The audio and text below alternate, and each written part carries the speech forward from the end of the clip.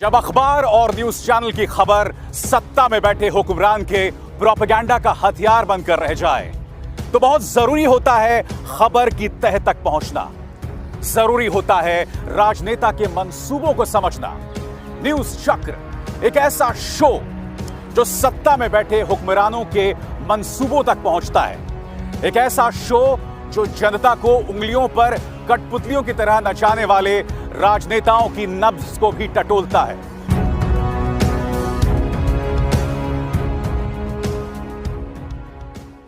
नमस्कार, स्वागत है आपका न्यूज चक्र में। मैं अभिसार शर्मा। मैं सोच ही रहा था कि बिहार के चुनाव आ गए हैं, आखिर भारतीय जनता पार्टी को कब याद आएगी पाकिस्तान की। क्योंकि याद होगा आपको, जब 2015 में बिहार के चुनाव हुए थे, तब उस वक्त भारतीय जनता पार्टी के अध्यक्ष अमित शाह ने कहा था कि अगर भारतीय जनता पार्टी हारी या अगर जेडीयू आरजेडी जीते तो पटाखे फूटेंगे पाकिस्तान में। अब भारतीय जनता पार्टी के मुख्य विदूषक भारतीय जनता पार्टी के main comedian Bharatiya Janata party के मेन प्रवक्ता संबित पात्रा ने कांग्रेस के सांसद, वायनाड से कांग्रेस के सांसद राहुल गांधी को राहुल लाहौरी बोला है। मुझे कभी कभार लगता था कि भारतीय जनता पार्टी के लिए कोई लक्ष्मण रेखा होगी, कोई तो हद होगी और इससे नीचे वो नहीं गिरेंगे। आप अपने ही देश के लोगों को देशद्रोही कह दें, अपने ही सांसदों को पाकिस्तानी कह दें। अब उन्होंने राहुल गांधी को राहुल लाहौरी कह दिया है। पहले मैं चाहता हूं आप संबित पात्रा की इस बात को सुने और फिर मैं इस चर्चा को आगे ले जाता हूं। राहुल गांधी, आप सच बताइए, पी चिदम्बरम उनके साथ, शशि थरूर उनके साथ, अधीर रंजन चौधरी उनके लिए बोल रहे हैं, मणिशंकर अय्यर तो है ही, सलमान खुर्शीद तो पहले ही बोल रहे हैं। तो आप क्या पाकिस्तान से चुनाव लड़ना चाहते हैं? और मैं आज स्पष्टतः भारत के मीडिया के सामने बोल दूं, हेंसफोर्थ मैं राहुल जी को राहुल गांधी के नाम से संबोधित नहीं करूंगा, क्योंकि वो अब चाहते हैं कि वो पाकिस्तान से चुनाव लड़े और एक तरह से डेब्यूट रैली हो चुका है शशि थरूर द्वारा। तो आज से मैं राहुल गांधी को राहुल लाहौरी बोलने वाला हूं। तो सुना आपने। अब इस मुद्दे पर कांग्रेस ने पलटवार किया है और राजस्थान से कांग्रेस के नेता सचिन पायलट ने 3 मिसालें देकर संबित पात्रा को आड़े हाथों लिया है। मिसाल नंबर 1 उनकी इस ट्वीट में, जिसमें वो कह रहे हैं कि आडवाणी जो कि जिन्ना की मज़ार पर गए और वहां पर उनके लिए कसीदे पढ़े। जी हां, जैसे कि आप जानते हैं कि आडवाणी जब पाकिस्तान गए थे तो जिन्ना की मज़ार पर पहुंचकर उन्होंने जिन्ना की तारीफ की। नतीजा ये हुआ कि आरएसएस को उनसे बेतहाशा नाराजगी हो गई थी और वो दिन है और आज का दिन आरएसएस ने कभी भी आडवाणी जी को माफ नहीं किया है। और कम से कम इस तरह से जिन्ना की तारीफ में किसी और राजनेता ने कसीदे नहीं पढ़े। दूसरा मुद्दा, वाजपेयी जो लाहौर गए थे बस में और बाद में जनरल मुशर्रफ को दावत के लिए आगरा बुलाया था।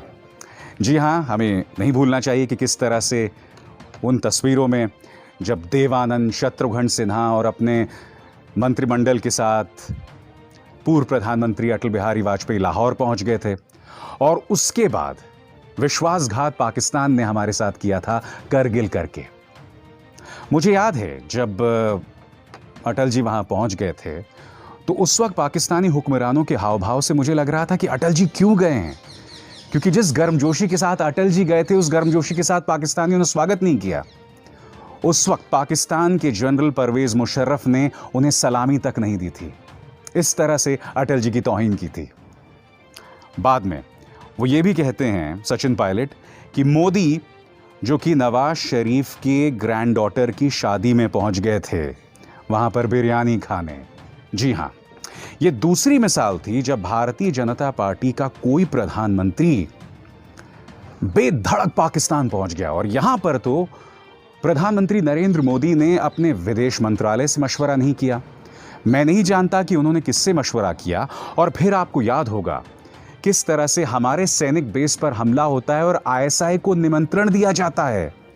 तो संबित पात्रा, जब तुम राहुल गांधी को राहुल लाहौरी कहते हो, जो कि आपके अपने सांसद हैं, देश के सांसद हैं, तो क्या ये जो तमाम मिसाल जो कांग्रेस आपके सामने दे रही है, क्या आपके जहन में ये चीजें भी सामने उभर कर आती हैं?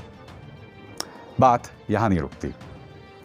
संबित पात्रा ने दो और मिसाल देके कांग्रेस पर हमला किया है। उन्होंने ये तक कह दिया है कि शशि थरूर ने लाहौर में एक रैली को संबोधित कर दिया इंटरनेट के जरिए, और उस रैली में उन्होंने भारत के खिलाफ बयान दिया।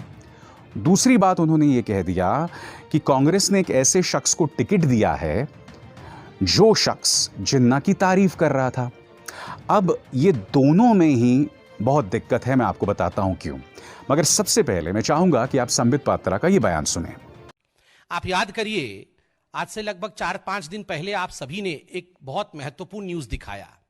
आपने दिखाया बिहार के चुनाव में जो ये टिकट आवंटित हुए, कांग्रेस पार्टी ने बिहार में एक विधानसभा में उस व्यक्ति को टिकट दिया है जिस व्यक्ति ने अलीगढ़ मुस्लिम यूनिवर्सिटी में जिन्ना का समर्थन किया था और जिन्ना के फोटो के प्रति अपनी श्रद्धा दिखाई थी। तो आप जो मुझे सवाल पूछ रहे हैं कि क्या इसमें कोई पैटर्न है, मैं तो पैटर्न से अधिक देख रहा हूं। एक तरफ एक ऐसे व्यक्ति को टिकट देना जो जिन्ना का समर्थक हो, कांग्रेस पार्टी जिन्ना के समर्थक को टिकट देती है और वहां रैली संबोधित करती है लाहौर में, आखिर क्यों? जी हां, सबसे पहले संबित पात्रा एक बात स्पष्ट कर दूं कि शशि थरूर ने किसी रैली को संबोधित नहीं किया। मैं जानता हूं कि भारतीय जनता पार्टी के नेताओं के जहन में सिवाय चुनावों के कुछ नहीं घूमता है, इसलिए इन्हें रैली ही सुनाई देती है। संबित पात्रा जी, शशि थरूर ने बाकायदा अपने घर में बैठ के एक पाकिस्तानी पत्रकार से बात की थी लाहौर थिंक फेस्ट में। और चूंकि शशि थरूर की नई किताब आ रही है या आने वाली है या आ चुकी है, तो उस किताब को लेकर भी वो उसका प्रचार प्रसार कर रहे थे। क्या आप भूल गए कि किरण खेर जो कि आपकी सांसद हैं, उनके अपने पति अनुपम खेर खुलेआम पाकिस्तान में अपनी फिल्म का प्रचार प्रसार कर रहे थे? तब आपने उन्हें देशद्रोही तो नहीं कहा था। और मैं कुछ और कहता हूं, अगर शशि थरूर ने कोरोना को लेकर मोदी सरकार की नाकामी की चर्चा की, हालांकि मैं, अगर आप मुझसे पूछें तो शायद मैं किसी पाकिस्तानी चैनल पर नहीं करता, और इसलिए नहीं करता क्योंकि मैं जानता हूं कि अगर मैं ऐसा कुछ कह दूं किसी पाकिस्तानी चैनल पर भारत के खिलाफ, भारत ने खासकर जिस तरह से कोरोना को हैंडल किया, तो आप मुझे देशद्रोही बता देंगे, क्योंकि ये बीजेपी की सोच है। मगर हकीकत ये है, और आपको नहीं भूलना चाहिए, कि कोरोना को लेकर आपका जो पूरा रवैया रहा है वो नाकामी भरा रहा है। ये तस्वीर देखिए, इस लड़की ने अपने बीमार बाप को 1200 किलोमीटर का सफर तय किया साइकिल पर। मैं नहीं भूला हूं किस तरह से रविशंकर प्रसाद हों या आपकी पार्टी के बाकी नेता हों, वो इस लड़की पर भी सियासत कर रहे थे, मगर उस लड़की ने कहा था कि मुझे आपकी सियासत से कोई लेना देना नहीं है। संबित पात्रा, आपको चाहिए था कि आप अपनी सरकार की नाकामियों पर नजर डालते, खासकर कोरोना को लेकर। और कोरोना को लेकर तो आपने एक बेसहारा बच्चे की तरह देश के मजदूर को सड़क पर छोड़ दिया था। आप भूल गए क्या उसको, संबित पात्रा? बिहार की मैं मिसाल आपको दे चुका हूं। कोरोना को लेकर संबित पात्रा, आपकी सरकार का, जो हमारी सरकार का जो पूरा रवैया रहा है वो शर्मनाक रहा है, तो हम इस पर पर्दा नहीं डाल सकते हैं। हां, शशि थरूर ने पाकिस्तान पर कहा तो यह देशद्रोह नहीं हो जाता। मैं खुद ऐसा नहीं करता, वो एक अलग बात है। मगर मैं क्यों नहीं करता? क्योंकि मैं जानता हूं, क्योंकि मैं एक इकलौता व्यक्ति हूं, मैं एक इंडिविजुअल हूं। आप मुझे बदनाम करने के लिए, मुझे टारगेट करने के लिए अलग अलग प्रपंच, अलग अलग चीजें करते।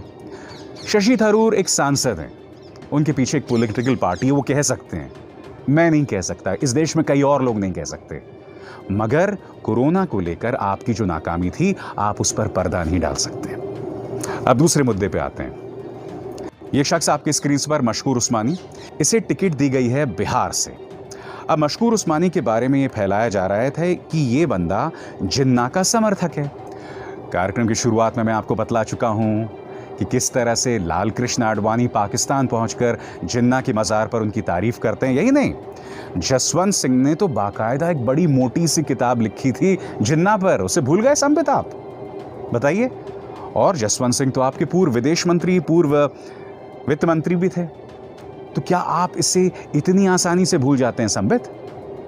दो आपके पॉलिटिकल पार्टी के नेता तारीफ की और दूसरी तरफ उन पर किताब लिखी। अब मशकूर उस्मानी के बारे में कहा संबित पात्रा ने कि मशकूर उस्मानी ने जिन्ना के समर्थन में जो है काम किया। और यही नहीं, इस डिबेट में देखिए, आज तक पर यह डिबेट चल रहा था, ये एंकर और संबित पात्रा इस झूठ का प्रचार प्रसार कर रहे थे कि मशकूर उस्मानी ने जिन्ना की जो तस्वीर है, पोर्ट्रेट है, उसे टांगने का काम किया अलीगढ़ मुस्लिम यूनिवर्सिटी में। ऑल्ट न्यूज ने इस बात की पड़ताल की और आपकी स्क्रीन पर यह सामने उभर कर बात आई कि जिन्ना की जो तस्वीर है वो 1938 से है, आज की बात नहीं है। लिहाजा मैं आज तक से कहना चाहूंगा कि ये जो 1.5 फुटिया दंगाबाज हैं, इन्हें जब आप उतारे मंच पर कार्यक्रम करने के लिए, तो मैं जानता हूं कि इनके मुंह से सिर्फ एक पॉलिटिकल पार्टी के लिए प्रोपेगेंडा निकलता है, उनके पक्ष में एक प्रोपेगेंडा निकलता है। ये लोग कासगंज में दंगे फैलाने का काम करते हैं, मगर इन्हें जरा पढ़ा लिखा कर भेजें, ठीक है? वो आप करने से रहे। और अफसोस ये है दोस्तों कि मैंने खुद आज तक में 5 साल काम किया है। मैं जानता हूं कि उस वक्त किस तरह की पत्रकारिता होती थी, और हाल के दिनों में आपने 2 मिसालें दी हैं जिसमें वाकई मुझे गर्व हुआ था कि मैं संस्था से 5 साल जुड़ा था। पहली बात, जिस तरह की पत्रकारिता तनुश्री पांडे ने हाथरस में की थी। दूसरी बात, जिस तरह से रिया चक्रवर्ती और सुशांत सिंह राजपूत पर आपने यू टर्न लिया था। चलिए, अगर आप बाद में भटक कर वापस आ गए तो आपको भूला नहीं कहेंगे, है ना?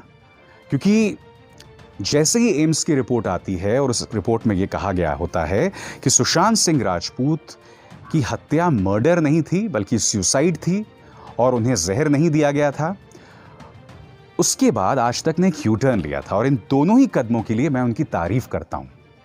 मगर मेरी आपसे करबद्ध प्रार्थना है कि ऐसे दंगाइयों को कृपया अपने चैनल से दूर रखें। तो जैसा मैंने कहा कि मशकूर उस्मानी के मुद्दे पर भी संबित पात्रा झूठ बोल रहे थे, तो मैं जो आपसे बातें लगातार कह रहा हूं कि देखिए, मैंने माना कि चुनाव हैं, मगर भारतीय जनता पार्टी को क्यों आखिर पाकिस्तान की बैसाखियों की जरूरत पड़ती है? बताइए, आखिर क्यों? बगैर पाकिस्तान के काम नहीं हो सकता क्या? क्योंकि कुछ दिनों पहले एक और सांसद जो थे आपके, वो भी कह रहे थे कि अगर आरजेडी सत्ता में आ गई तो कश्मीर से आतंकवादी निकलकर बिहार में शरण लेने लगेंगे। अपने देश की जनता और अपने देश के नेताओं पर एतबार रखिए। जब आप इस तरह की बातें करते हैं तो आप बिहार की जनता की तौहीन कर रहे हैं। वो बिहार की जनता जिसके बारे में आपने कोरोना लॉकडाउन में रत्ती भर भी परवाह नहीं की, जो पैदल दिल्ली से चलकर पहुंचा बिहार, ठीक है? तब माननीय नीतीश जो हैं, नीतीश कुमार, अपने घर में दुबके रहे थे, कोई बयान नहीं दिया था। तो एक तरफ लॉकडाउन के दौरान बिहार सरकार की नाकामी, और दूसरी तरफ कई और मुद्दे हैं, और मुझे ऐसा लग रहा है कहीं इसलिए भारतीय जनता पार्टी पाकिस्तान का सहारा तो नहीं ले रही, क्योंकि पिछले 5 सालों में या कम से कम पिछले 3 से 4 सालों में नीतीश कुमार के पास बहुत कुछ है नहीं दिखलाने को। बाढ़ आई, आपने उसे सलीके से हैंडल नहीं किया। यही नहीं, मुजफ्फरपुर बालिका गृह में जहां 34 लड़कियों ने यह आरोप लगाया कि उनके साथ बलात्कार हुआ था, उस मामले में जो मुख्य आरोपी था ब्रजेश ठाकुर, उसके फोन कॉल्स लगातार थे मंजू वर्मा, जो कि आपकी समाज कल्याण मंत्री थी। सामने बात उभर कर आई कि मंजू वर्मा के साथ आप लोग लगातार, उनके पति लगातार बात कर रहे थे। मंजू वर्मा को अपने पद से इस्तीफा देना पड़ा था, मगर आपने क्या किया? मंजू वर्मा को फिर से टिकट दे दिया। तो बताओ ना संबित, कैसे तुम अपना मुंह दिखलाओगे? क्योंकि जो शख्स मुजफ्फरपुर बालिका गृह कांड में जिन्होंने अपने पद से इस्तीफा दिया, उन्हें जमानत मिल गई, वो एक अलग बात है, मगर दागदार रही है इस पूरे मामले में। क्योंकि मैं नहीं भूला हूं ब्रजेश ठाकुर किस तरह से मुस्कुराते हुए, उसकी तस्वीर याद है आपको? किस तरह से बंदा मुस्कुरा रहा था। और इसके फोन कॉल से पता चला कि मंजू वर्मा के पति के साथ इसकी लगातार लंबी लंबी बातचीत होती थी, और उस बालिका गृह कांड को आपने रफा दफा कर दिया, दफन कर दिया। तो ना लड़कियों की ही इज्जत है, बाढ़ को लेकर आपने सलीके से चीजों को हैंडल नहीं किया, और तीसरा, जैसे मैंने आपको बताया कि कोरोना के दौरान लॉकडाउन में भी आपने सलीके से चीजों को हैंडल नहीं किया। तो क्या इसलिए आपको पाकिस्तान की याद आ रही है? तो चाहे गिरिराज सिंह हो, जो कि बार बार पाकिस्तान भेजने की बात करते हैं, मानो पाकिस्तानी पर्यटन मंत्रालय से इनकी कोई सांठगांठ हो, या फिर संबित पात्रा, गंभीर बनिए, मजाक मत बनाइए चीजों का। न्यूज चक्र में बस इतना ही। अभिसार शर्मा को दीजिए इजाजत। नमस्कार।